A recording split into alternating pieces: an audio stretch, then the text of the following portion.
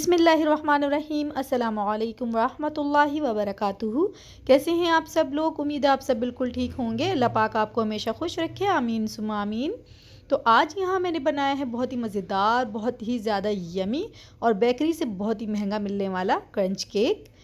बहुत ही ज़्यादा यमी और बहुत ही ज़्यादा मज़ेदार ये केक बनता है और आप इसे घर में आराम से बना सकते हैं, कोई मुश्किल नहीं है। बस आपने क्या करना है कि आपने वीडियो को पूरा वॉच करना है ताकि कोई भी पार्ट आपसे मिस ना हो।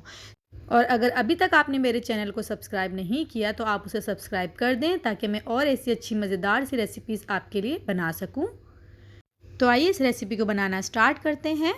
यहाँ देखिए लिया है मैंने एक बॉल और लिए हैं मैंने 3 अंडे। अब हमने क्या करना है, जर्दी को और सफ़ेदी को अलग-अलग कर लेंगे।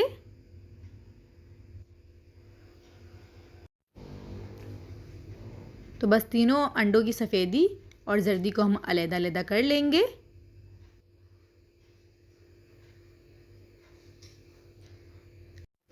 आप बस वीडियो को पूरा वॉच करिएगा तो इंशाल्लाह अगर आपने इसी मेथड से ये केक बनाया है तो आपका केक बहुत अच्छा बनेगा और आपको बहुत पसंद आएगा, मुझे यकीन है।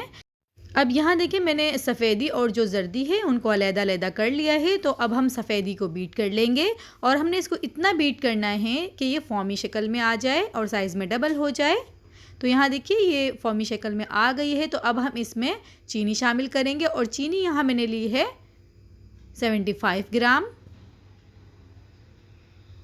75 ग्राम मैंने चीनी ली है और पिसी हुई चीनी ली है मैंने। जो चीनी हम रेगुलर घर में यूज़ करते हैं मैंने उसी को पीस लिया है ग्राइंडर में। अब यहाँ जो तीनों अंडे की जर्दी थी वो भी हमने एक एक करके शामिल करनी है, इसमें एक साथ शामिल नहीं करनी है, इस बात का आपने ख्याल करना है। अब यहाँ मैं इसमें शामिल करूँगी half tea spoon chocolate essence.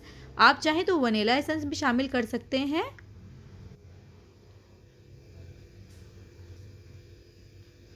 अब बस इसको थोड़ा सा और बीट कर लेंगे।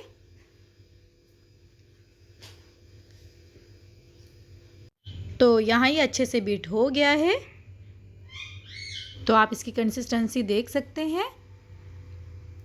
अब यहाँ लिया है मैंने 75 ग्राम मैदा यानी 75 ग्राम और उसमें 1 खाने का चम्मच यानी 1 टेबल स्पून कोको पाउडर शामिल किया है और इसको अच्छे से मिक्स कर लेंगे। तो ये मिक्स हो गया है। अब थोड़ा थोड़ा मैदा इसमें शामिल करते जाएंगे और फोल्ड करते जाएंगे। क्लॉकवाइज एक ही साइड पे हमने इसको फोल्ड करना है। ऐसा नहीं कि हम मैदा डाल के इधर उधर चम्मच या फिर स्पैचुला घुमाना शुरू हो जाए तो उससे जो केक है वो फिर सही फूलता नहीं है, ख़राब हो जाता है। आप ये देख सकते हैं कि मैंने इसके अंदर कोई बेकिंग पाउडर या कोई बेकिंग सोडा शामिल नहीं किया है। आप चाहें तो शामिल कर भी सकते हैं, आपकी अपनी मर्ज़ी है। अगर आप शामिल करना चाहें तो हाफ़ टी स्पून आप इसमें बेकिंग पाउडर शामिल कर दें, लेकिन मैं नहीं कर रही हूँ क्योंकि ये वैसे ही बहुत अच्छा फूल जाएगा। आप इंशाल्लाह आगे देखेंगे। अब यहाँ लिया है मैंने 6 इंच का राउंड पैन और इसको मैंने अच्छे से ग्रीस कर लिया है ऑयल से और बटर पेपर लगा दिया है। तो अब ये बैटर जो है हम इसमें डाल देंगे और इसको हम बेक करेंगे 180 पे 25 से 30 मिनट के लिए। तो बस ये बैटर जो है हम इसमें डाल देंगे और अच्छे से इसको हम थोड़ा टैप कर लेंगे। अच्छा, अवन को मैंने प्री हीट कर लिया था 10 मिनट पहले। तो बस अब हम इसे बेक होने के लिए रख देंगे और अब हम यहाँ तैयार करेंगे क्रंच। तो क्रंच तैयार करने के लिए यहाँ देखें मैंने लिया है एक पैन और इसमें हमने कोई पानी या कोई भी ऑयल वगैरह शामिल नहीं करना है। सिर्फ हमने चीनी यहाँ ली है हाफ़ कप और इस तरह से देखिए इसको फैला दिया है और बहुत जल्दी जल्दी हमने इसमें चम्मच नहीं चलाना है। बस यहाँ देखिए एक दफ़ा बस इस तरह से इसको हमने बराबर कर देना है और फिर इसको छोड़ देंगे हम बिल्कुल लो फ्लेम पे, जैसे दम वाली फ्लेम होती है पकने के लिए। क्योंकि अगर आपने फ्लेम ज़्यादा की तो फिर ये जो शुगर है ये जल जाएगी, तो ये ख़्याल करना है आपने। तो जब तक हमारा क्रंच तैयार हो रहा है हम यहाँ पर क्रीम जो है उसे बीट कर लेते हैं। तो क्रीम यहाँ मैंने ली है 120 ग्राम और इसे हम अच्छे से बीट कर लेंगे।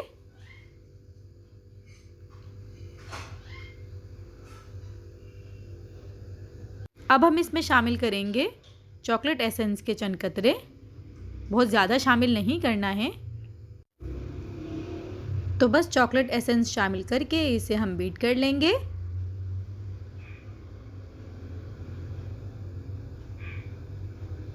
तो यहाँ ये अच्छे से बीट हो गई है।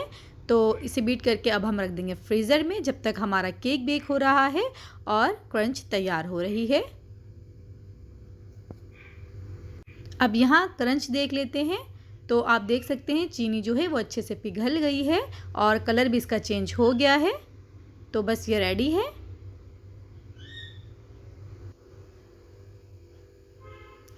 अब हमने क्या करना है, हमने एक काउंटर पे थोड़ा सा ऑयल डालना है और आप चाहें तो किसी ट्रे में भी इस तरह से ऑयल लगा के उसके ऊपर जो है क्रंच डाल सकते हैं। लाजमी नहीं है कि आप भी काउंटर पे ही ऐसा करें, लेकिन मैं यहाँ काउंटर पे ही कर रही हूँ। और आपने क्या करना है, बहुत एहतियात करना है क्योंकि ये जो क्रंच है ये बहुत ज़्यादा गर्म है। अगर आपने इसको हाथ लगा दिया तो ये आपके हाथ में बहुत बुरी चिपक जाएगी और हाथ जो है बहुत बुरा जल सकता है। तो बहुत एहतियात करनी है, आपने इसको हाथ बिल्कुल भी नहीं लगाना। और ये थोड़ी ही देर में तैयार हो जाएगी। तो बस इस तरह से अब हम इसको निकाल लेंगे। ये देखिए यहाँ ये तैयार हो गई है।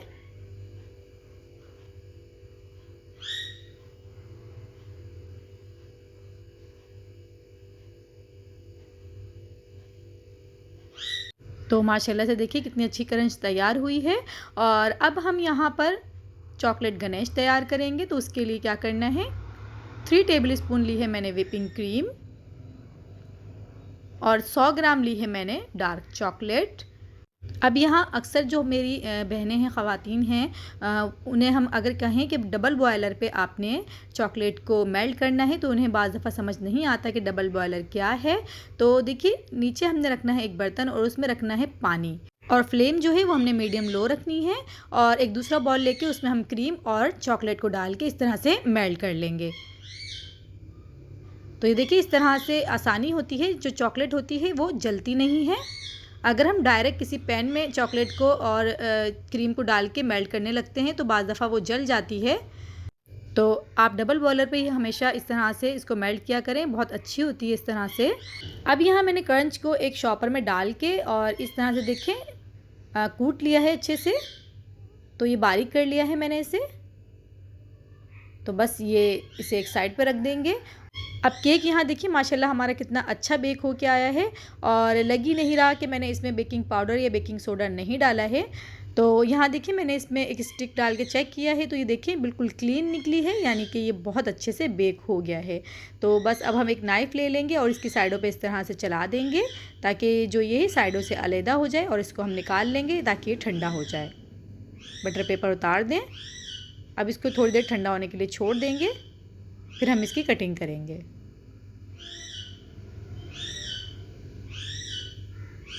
अब यहाँ ये थोड़ा ठंडा हो गया है तो अब हम इसकी कटिंग करेंगे और माशाल्लाह देखिए कितना सॉफ्ट बना है। आप इस तरह से एक दफ़ा ज़रूर बनाइएगा, इंशाल्लाह आपको बहुत पसंद आएगा। तो अब यहाँ इसकी कटिंग कर लेंगे। तो मैं यहाँ 3 पीसीज़ में कट करूँगी, आप चाहें तो 2 पीस में भी कर सकते हैं, वो आपकी अपनी मर्ज़ी है। तो अब यहाँ इसको कट कर लिया है। तो अब हम लेंगे हाफ़ कप पानी और इसमें मैं डालूँगी 2 टेबल स्पून 2 खाने के चम्मच चीनी और इसको हम अच्छे से मिक्स कर लेंगे। तो ये हमारा शुगर सिरप जो है वो तैयार है। अब हम कर लेते हैं केक की डेकोरेशन। तो ये देखिए शुगर सिरप डालेंगे, पहले एक लेयर ली है मैंने केक की और इसके ऊपर अब हम क्रीम लगा देंगे।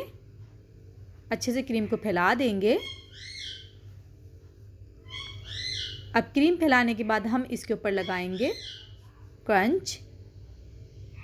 क्रंच आप ज़्यादा भी लगा सकते हैं लेकिन मैं यहाँ कम लगा रही हूँ।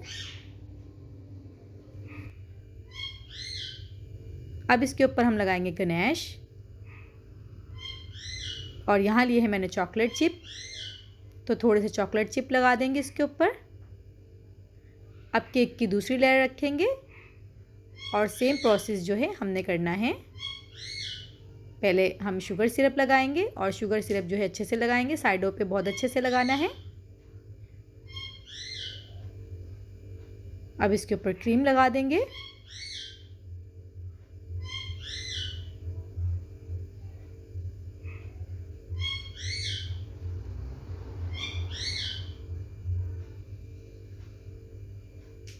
और इसके ऊपर क्रंच लगाएंगे।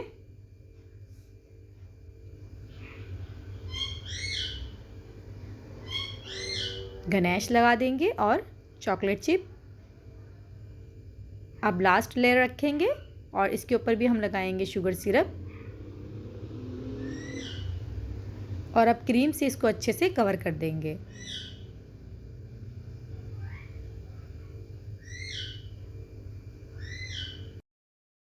ये केक इतना मज़े का बना था माशाल्लाह से कि आप बनाएंगे एक दफ़ा तो इंशाल्लाह आपको बहुत पसंद आएगा और आपको ऐसा लगेगा ही नहीं कि हमने घर में बनाया है, ऐसा लगेगा कि हम बाज़ार से लेके आए हैं, बेकरी से, किसी बड़ी बेकरी से।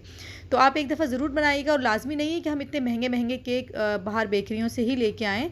घर में भी हमें कोशिश करनी चाहिए, बनाने चाहिए और घर में बना के जो खुशी मिलती है, सुकून मिलता है, वो बाहर से जब हम लाते हैं तो वो नहीं मिलता इतना। और अपने बच्चों, अपने फैमिलीज़ के लिए जब घर में बनाते हैं तो बहुत अच्छा लगता है। तो आप ज़रूर बनाइएगा अपने किसी भी बच्चे की बर्थडे में, इंशाल्लाह वो बच्चे खुश हो जाएंगे। और अब तो ईद भी नज़दीक है, अल्लाह ताला सबको नसीब करे, तो आप ज़रूर बनाइएगा ईद पे भी। इंशाल्लाह जो आपके गेस्ट आएंगे वो खुश हो जाएंगे जब उन्हें पता चलेगा कि ये आपने अपने हाथों से बनाया है। अब यहाँ देखिए मैंने 2D स्टार नोज़ल लिया है और इस तरह से देखें मैंने पहले नीचे जो है छोटे छोटे से फ्लावर बना लिए हैं इससे। और आप डेकोरेशन कुछ भी कर सकते हैं, वो आपकी अपनी मर्ज़ी है। तो मुझे इस तरह से सही लगी तो मैंने इस तरह से कर ली। देखिए इस तरह से बस। अब ये जो गणेश बनाई थी इसे हम बीच में इस तरह से डाल देंगे। अब स्टिक्स लेके और ये जो गणेश है इसे थोड़ा सेट कर लेंगे और थोड़े से चॉकलेट चिप लगा देंगे इस तरह से हम, और थोड़े से एडिबल पल्स लेके वो लगा दिए हैं मैंने। अब यहाँ मेरे पास कुछ चॉकलेट बॉल्स थे तो वो मैंने इस तरह से रख दिए हैं।